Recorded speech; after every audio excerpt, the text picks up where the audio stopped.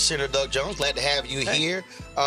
So you've been a senator, what, about a year and a half now? Not quite a year and a half, about 15 months. Are you ready to go back home? No, This place is a little different. I go back home to visit and see what my folks are saying. And that's what I do. This place is a little bit different, a lot different than the Senate I worked in 1979 and 1980. But it's, we can get some things done if people just talk to each other. That's hard to do. Now, I do have to ask you this. You were U.S. attorney under Bill Clinton. Mm-hmm. And this cheating scandal, this college cheating scandal, and it's been blowing up my social media feed. Sure. A lot of African Americans are going, wait a minute, we've seen black folks go to jail trying to get their kids in different schools for quality education. Should these parents go to jail? Well, I don't know. In federal court, you got these sentencing guidelines. It's all going to depend on how much money's involved. There's a lot of factors. I think some of these folks are going to hit pretty hard. I don't know about the parents.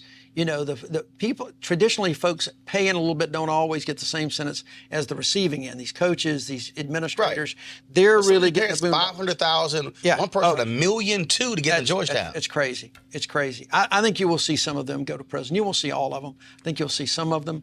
But I think the folks on the receiving end certainly are going to go to prison. Well, and for a lot of people, again, they're angry. Oh, because they should be. Oftentimes I always talk about, even with legacy, people want to be very critical of affirmative action. But when you look, Harvard, almost 30% of all their incoming freshmen are legacy. Right. And a lot of those people don't have the grades. That's exactly right. Mom and daddy or grandmama and granddaddy went there. It's ironic. It was just ironic as it could be. I was in a education committee, the HELP committee yesterday, and we had a whole panel there talking about how we simplify the FAFSA form, the free application for federal student aid, because it's so dang complicated. Mm-hmm. So many people, especially underserved, students of color, people are not making much income. They look at this thing and they can't figure it out, and they just give up, and they leave so much money on the table. And now I'm sitting there getting this alert from the Washington Post that says that these, rich parents are breaking the law by trying to bribe people to get in. The irony was just too great for me, and I made a comment about it. It's, we got to do a better job in this country. It's just amazing that people would actually go to that lengths just to get in when they can go to a lot of great colleges. Yeah, well, again, that's part of the problem when we talk about pay to play. You betcha. Who gets opportunities. You betcha. Let's talk about this book, Bending Toward Justice, the Birmingham church bombing that changed the course of civil rights. I've been to that church. I've walked through it. I've walked around it, exactly where the bomb was placed. Yeah, and one of the things that I think people really still don't understand is that we still have not fully, in my estimation, confronted what took place and the terror, the sheer white domestic terrorism that was inflicted upon black people in this country. No question. No question. It has not been full. And that's one of the reasons I wrote this book, is to, from a prosecutor, from a criminal justice perspective, to let people know, one, what all was going on in Birmingham. What was happening? Why was this church targeted for a bomb? It wasn't just random. That church was targeted because it was a place for the mass meetings. It was a place where the kids had been meeting when they went out and got hit with the fire hoses and the dogs in Birmingham. It was clearly a symbol of the movement, so it was clearly targeted. Those kids may have been targeted as well. This was a youth worship service. When I tried the Blanton case, the first one, I think it was the first time that somebody had actually called this, at least from my generation, my perspective, a prosecutor, an act of terrorism. And that's exactly what I said to the jury in opening statement. It was an act of domestic terrorism before we really talked about that. But America has never wanted to call it this. No. Even now, when I say on this show, white domestic terrorist, folks go, no, that was just a guy who killed two people. No. The guy in Kentucky wanted to kill black people, tried to go to a church first, went to a grocery store, and he killed two black people. Yeah. That is a domestic terrorist. Absolutely. Dylan Roof in Charleston, South Carolina. In a religious context, the fellow who killed those people at the synagogue in Pittsburgh, those are domestic terrorists. Any way you cut it.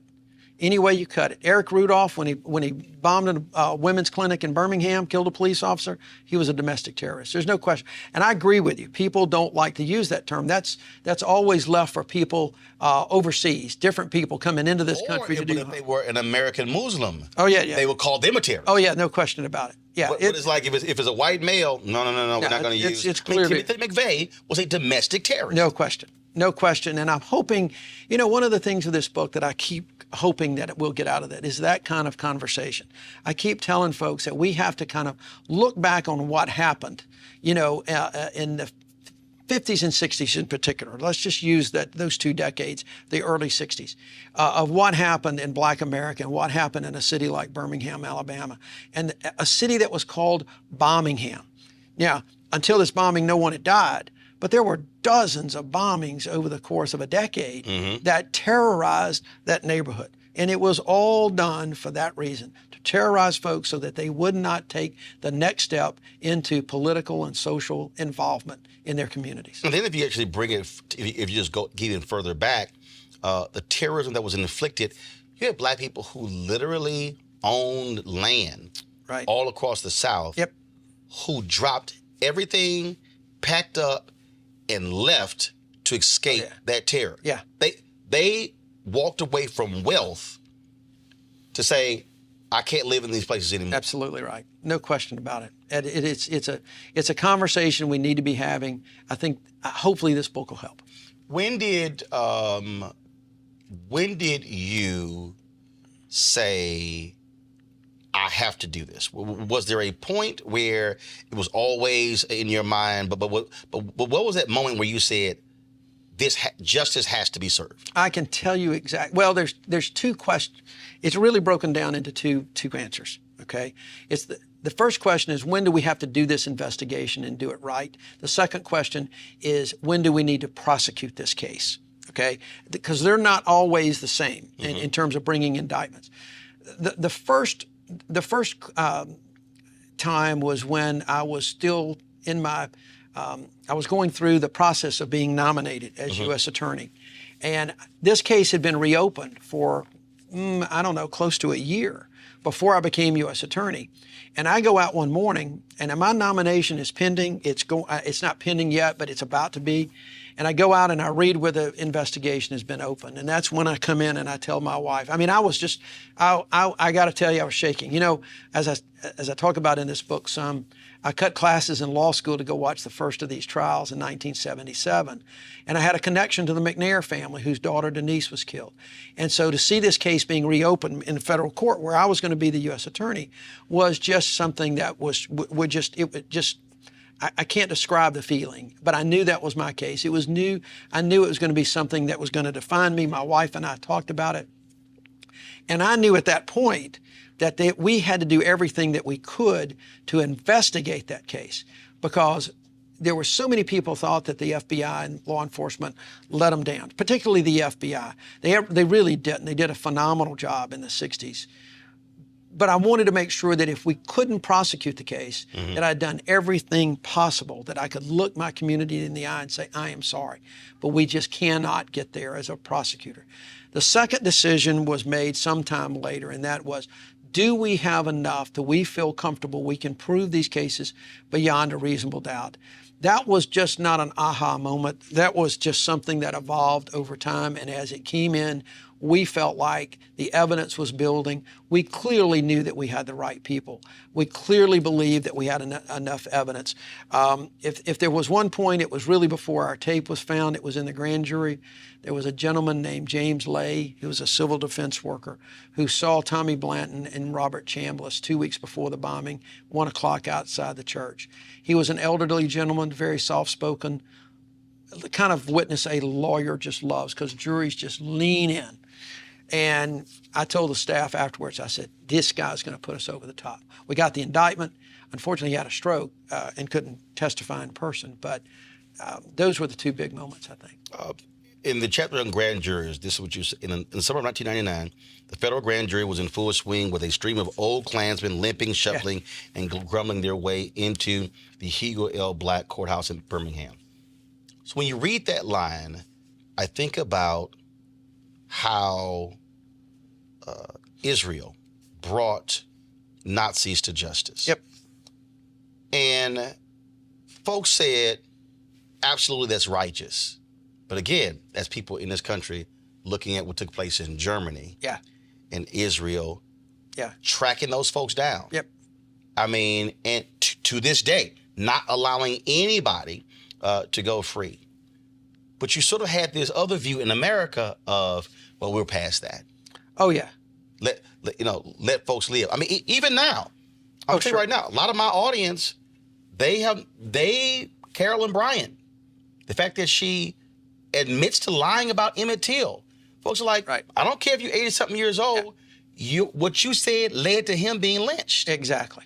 America likes to, let's just move on. Yeah, and we heard a lot of that. Okay, we heard a lot of the fact that Birmingham and look, let's be candid. When you grow up in Birmingham, you live with these black and white images of fire hoses and dogs, and you don't live that down, and you don't live down the church bombing. So there is I think inherently a lot of people who don't like to look at their past like that because it's really them as well as it is other people. Because a lot of people, they were still living. Oh yeah. I mean, they were still going to church, walking amongst Birmingham. Yeah. I will tell you this though, when we finally got these cases indicted, we did a lot of jury focused work. We did a lot of work around the community to see what's our jury going to think about these cases.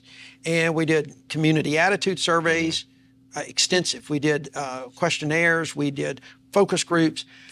What we found is that overwhelmingly, white and black felt like if we had the evidence, we should go ahead and prosecute. That was really strong for us to know that and understand that. It was across the board, very strong. No one wanted us to proceed with these cases just to prove a point, but if we had the evidence, you got to remember, these were children that died. Nobody wanted children to die.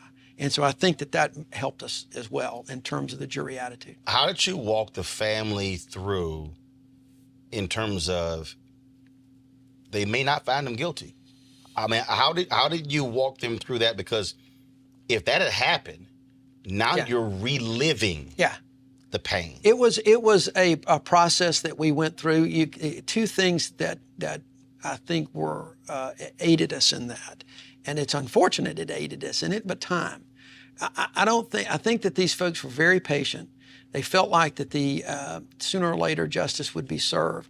But they also were very realistic about how the passage of time affects these cases. They had lived through the 1977 case where they did get a conviction. After that, and Bill Baxley leaves office, they didn't think anybody would ever take it up again. So it was the discussion that we had. It was a discussion I had with ministers, especially the minister of the church at the time, Chris Hamlin, and then later Arthur Price. But it was the kind of situation, I think, where they felt like, you know what, we get that and we understand it, but yet it's worth the shot. If we can get this done, it is absolutely worth it. I had nothing but support from those family members for what we were doing. Explain the chapter Sucker Punched. That was Bobby Frank Cherry. We indicted both of these cases. It was Tommy Blanton and Bobby Frank Cherry. We indicted these cases in May of 2000. We indicted them separately, but we immediately filed a motion to try them together. And we were going to go set for trial late April of 2001. Sometime in the couple of 3 months leading up to that, Cherry's lawyers had presented a motion ex parte to the court. They're court-appointed lawyers, so that's not unusual to get experts or whatever. We're not part of that as the prosecution team. Then lo and behold, out of the blue, we get this motion where he moves to dismiss the case because he is not competent to stand trial, which means he can't understand the proceedings, can't participate in his own defense. It's not an insanity defense that he was insane at the time, but just now not competent. They said he'd had a mild heart attack that was causing all this vascular dementia. So that's where it was. And this literally was on the eve of the trial. We were ready to go with both of them. That hit us and we had no choice but to separate the two cases, try Blanton first, and then get Cherry evaluated, which took a period of about 6 months to get that completed. So everything had been geared to a double trial, 2 defendants, 2 cross-examinations going forward. Evidence against each was similar in some respects, but a lot different in other respects. So we just regrouped, went ahead with Blanton, redid our jury questionnaires, and moved on. And I think the fact that we were able to convict Blanton the first time was a big plus for us with everybody. The other thing that's interesting that happened, Roland, going back to the question about the old terrorism and what we heard, between the Blanton conviction and the Cherry case, 9/11 happened. We didn't hear as many people after 9/11 saying, oh, we shouldn't go back and look at these cases. You didn't hear it at all, as a matter of fact. At that point, it was, well, I get it now. No matter how long it takes, we need to track down these terrorists and bring them to justice. You also, though, had to deal with a book that came out, Carry Me Home. And you write, when I heard in the media about the release of the book, I panicked. I did. Yeah, Carry Me Home was written by my great friend Diane McWhorter, won the Pulitzer Prize that year. It is about Birmingham and its civil rights history. And the church bombing is obviously a focal point of that. She interviewed a ton of people, did an incredible job, and led up to the bombing, had put a lot of the pieces together, very much like we had. But what I was concerned about, this was a month or so before trial, I was concerned that that book would get so much publicity, people would read that book, that it in fact would infect the jury pool, and that all of a sudden we would not be able to get a fair trial in Birmingham with a fair jury and a change of venue, and we'd end up in Mobile or Huntsville or somewhere else. And so, yeah, I panicked. I called Diane, said, can you hold publication? And now I know why, after dealing with my publishers on this, she said, I can't do that. Fortunately, that book is about yay thick, and nobody could finish it by the time we started that first trial.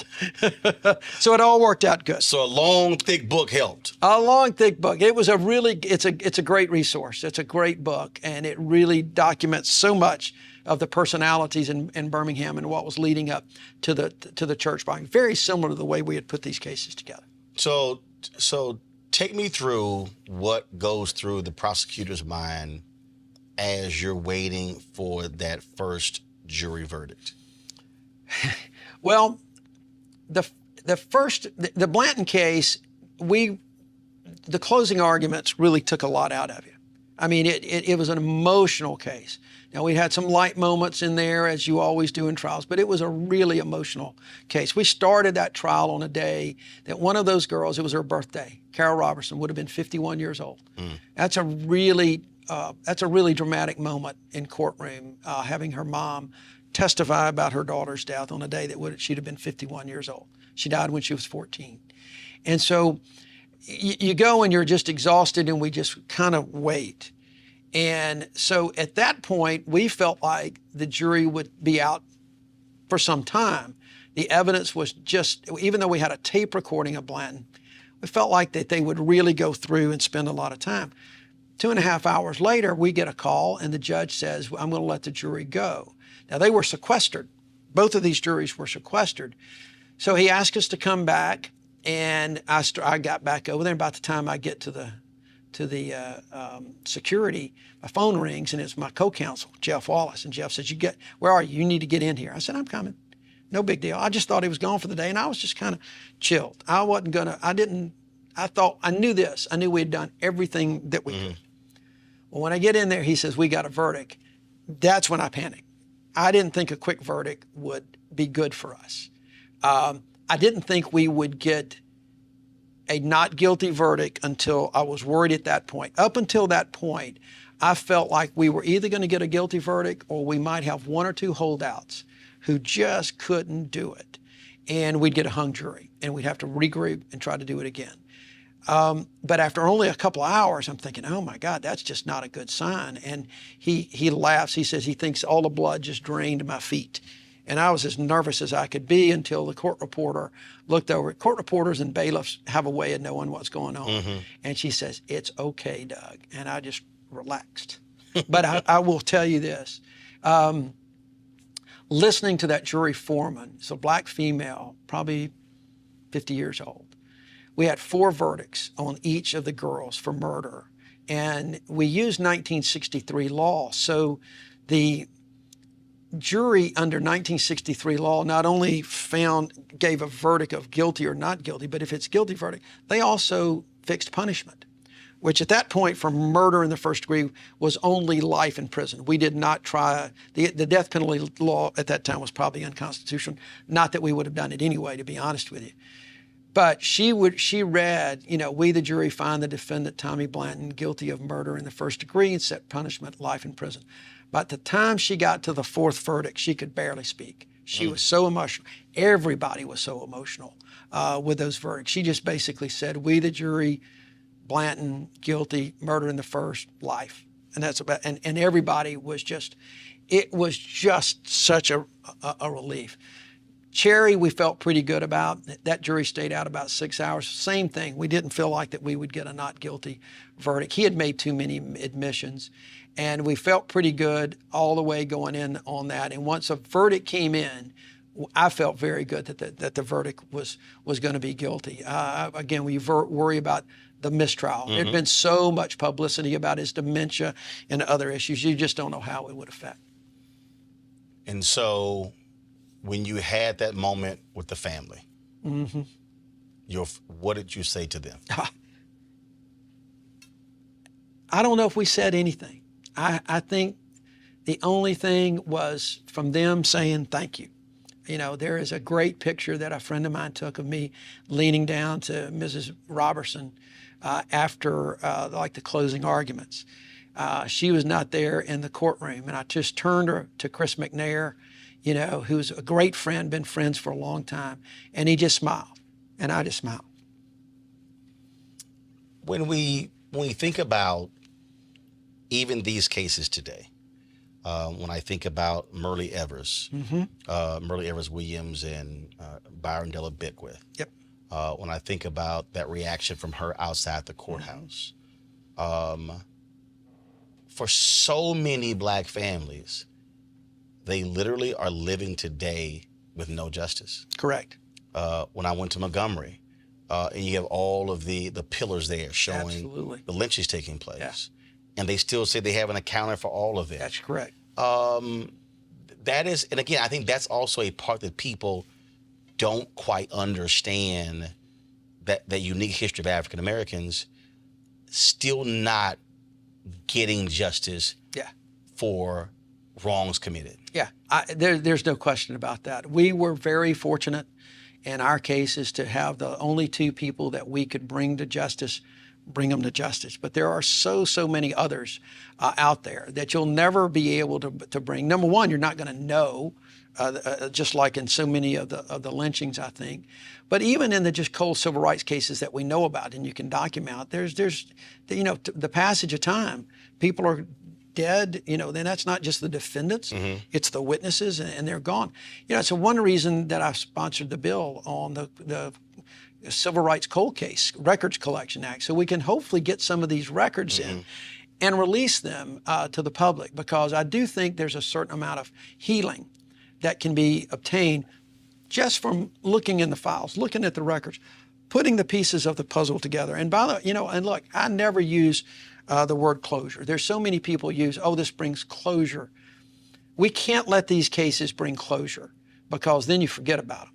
If they're closed, they're gone. Right. They need to be. It brings healing, and that's a great thing, but we can never forget about them. We can't close these cases and put them back on a shelf.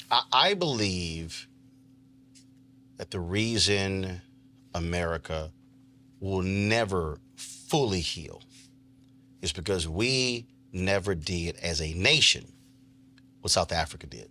Correct. That Truth and Reconciliation Commission was so important to have people come and testify the acts that they committed, the things that took place under government. I agree. And when you think about multiple states, sure, when the White Citizens Council, when those papers were revealed in Mississippi, that was one thing. But the nation has never had that. That's correct. And when when the Emmett Till bill was being considered in Congress, I testified along with Myrlie Evers and others about the need for that. And one of the things I referenced was a Truth and Reconciliation Commission, because you're never going to be able to bring them all to justice in a criminal justice court. Just not going to be able to do it in the passage of time. It's another reason, I think, behind the act that we passed this year.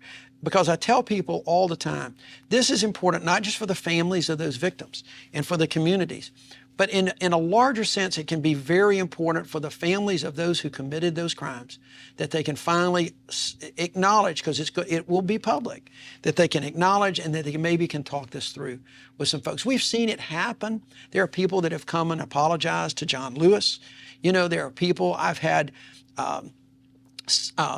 children of some of the Klansmen in Birmingham who were probably not directly involved in this, but at least knew and were their fathers were engaged in that activity, reach out to a couple of the family members, especially the McNair family, and just sit down and talk. And if we could, if this and my bill can kind of prompt that, I think that'd be a great thing. So I ask every author this, no matter what the book, and that is, as you were writing this, what was a wow moment? A wow moment for you that caused your eyes to get wide and go, oh my God, I can't believe this. Or maybe not in writing the book, but let's say with the case. As you're going through it, what was a wow moment for you that just blew you away? Well, two different things. The real wow moment for me in the case, in the investigation, when we found that undercover tape, and I listened to it for the first time, because all these guys had denied, all involved, they denied everything. And now we have a tape recording of Tommy Blanton telling his wife that he was part of the group that was planning that bomb and making that bomb. That is a wow moment for a prosecutor and an investigator. With the book, I think the wow moment for me is a series of wow moments where I get so caught up in the emotion of the cases. Still to this day, the last of these cases was prosecuted in 2002, and I still get emotional talking about it. I got emotional writing about it. I got emotional when I was reading the audiobook. I got a little emotional just a moment ago. That's really important for me, because it's something that you know has affected you deep down. It's just not something you did as a job. I used to like to say we did these cases because I was a prosecutor. I was sworn to do this. It was my job. Obviously, there's a lot more to it than that. And now writing about it and speaking about it and speaking out when I see things happening today are important. So I think it's the emotional roller coaster that you go on dealing with this, because you live it all the time. Having you do this and now being in the U.S. Senate means that you bring a different perspective to when some of these issues arise. Yes. When Thurgood Marshall joined the Supreme Court, he brought this real world view of race and civil rights to the court. As we move forward, we are going to have fewer and fewer folks who can bring real personal knowledge to these type of stories. How do you think do you believe that's going to help us or hurt us, not having those first person accounts and being able for them to weigh in? You know, that's a great question, and I don't know the answer to that. We're going to have to kind of wait and see. I hope we have enough of those accounts. Those accounts can be remembered. I'll tell you one of the things that I am hoping to do in next month. Every year, and this has not been finalized yet. We haven't got all this clear, but I'll just tell you what I'm hoping to do. Every year, someone reads George Washington's farewell address on the Senate floor. It's a really powerful address, and it's a message that I think it's important for people to hear. I'm trying to reserve some time and get some of my both Democrat and Republican colleagues to break up and let's spend some time, probably about an hour and 15 or 20 minutes, to read Dr. King's letter from a Birmingham jail. I think things like that to continue to remind people are going to be really important, because I don't think the civil rights movement is taught as well in schools as it should be. Oh, not even close. Not even close. Not even close. And if we can continue to have those dialogues, I think it's going to be a challenge for America to continue to have those voices when people like John Lewis and Andrew Young and Joseph Lauer and those folks are gone. I think it's going to be hard because I have found that unless you lived it, unless you were there, you don't have the same feeling. I'll tell you an interesting example of that. When we were doing our jury focus groups in the Blanton case, the very first one, we watched such an interesting dynamic between the older African Americans on that panel and the younger ones. And the younger folks only knew the high level of what Dr. King stood for and who he was. And there was one young lady who legitimately thought that black folks had bombed the church because she didn't think, she'd always heard that white people couldn't get close to it. And that she didn't fully appreciate the Jim Crow law and the segregation that existed.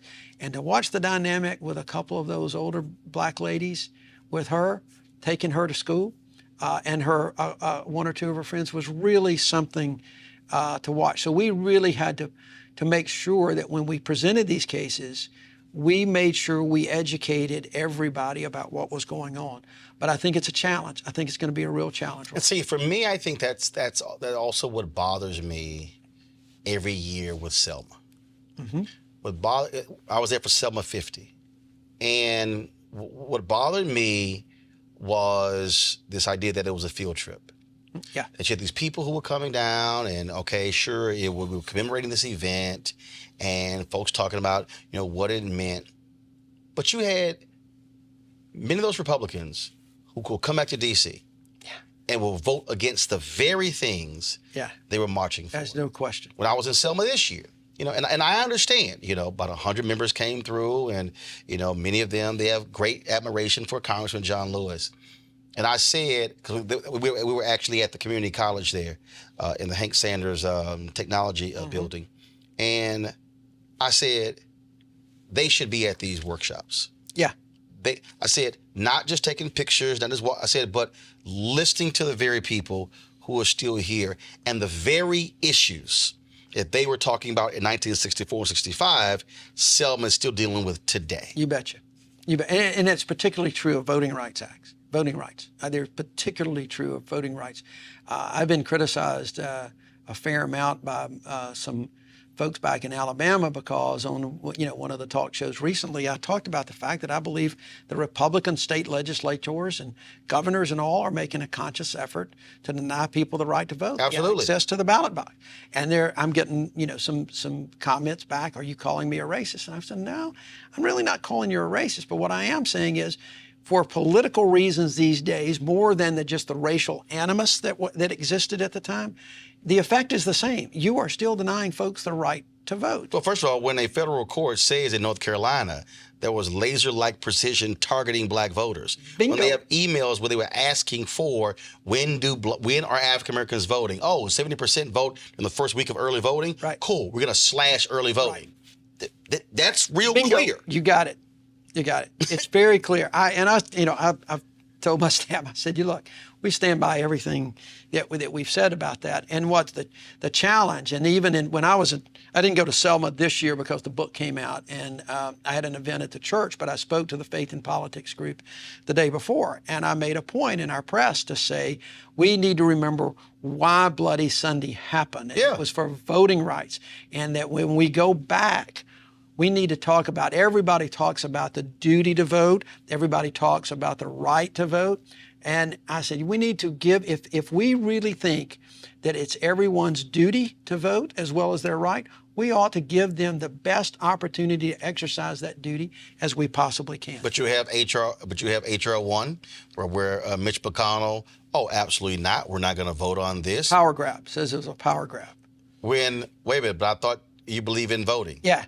And I've kind of turned that a couple times. I've been asked about that, and I said, no, the power grab is for those who are trying to deny access. They are grabbing hold to the power that they have, trying to hang on to it, clearly.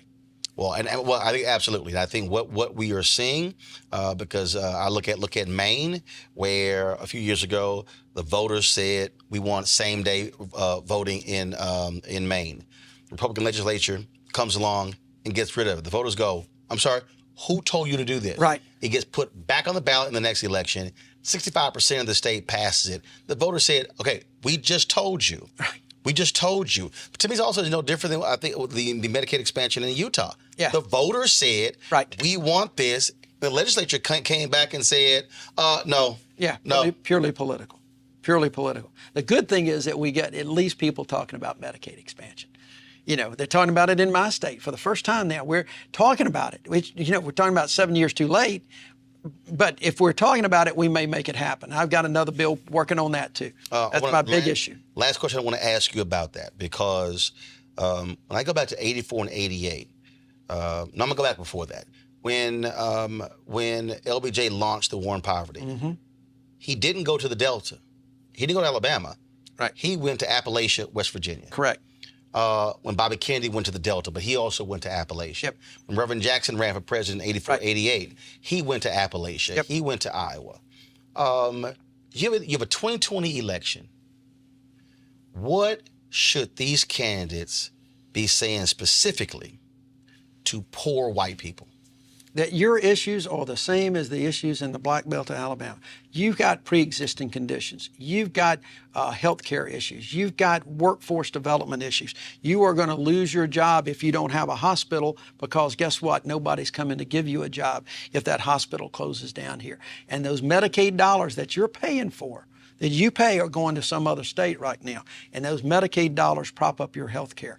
We've got to make sure that folks understand, and this is what I've preached so much, that we have so much more in common, but we've used the other issues to divide us, and that's all some people want to talk about.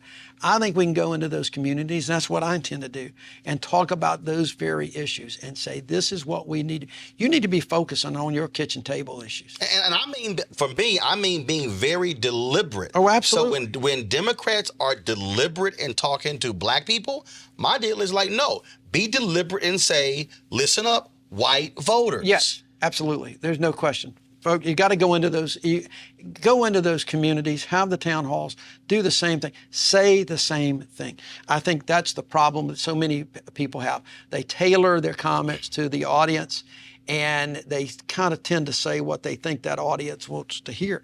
But the fact of the matter is that audience knows, that audience in a white rural Alabama knows they got health care issues. They know that they're not making the income that they should be making. They've got a job, but they're not making the income, and that they may make above the poverty, just above the poverty. They don't qualify for Medicaid unless we expand for Medicaid. I think there's an education part of that in a respectful way, and also a listening part, because I think more of public officials, whether it's in the House or the Senate, need to really, really listen to their constituents, not just the top lines, not just the social media, but just listen to what they're really saying. I also think, and trust me, I'm paying attention, who is going to be so middle class, without realizing everybody is not in the middle class. Correct. Because that drove me crazy in 2016 and then 2012. And also when you have these town halls and these debates, the moderators, that's not their experience. Yeah. And so many of them are living in the 1% and not willing to ask those questions, yeah, which is why public education never comes up, because their kids go to private school. You betcha. And the fact is, what could be the middle class has shrunk tremendously. We need to pull people into that, what would be the middle class. I mean, they're not there yet. They're not there now. The book is called Bending Toward Justice, the Birmingham Church Bombing That Changed the Course of Civil Rights, by, of course, Senator Doug Jones. Senator, we appreciate it. Thanks a bunch. My pleasure. Thank you for having me.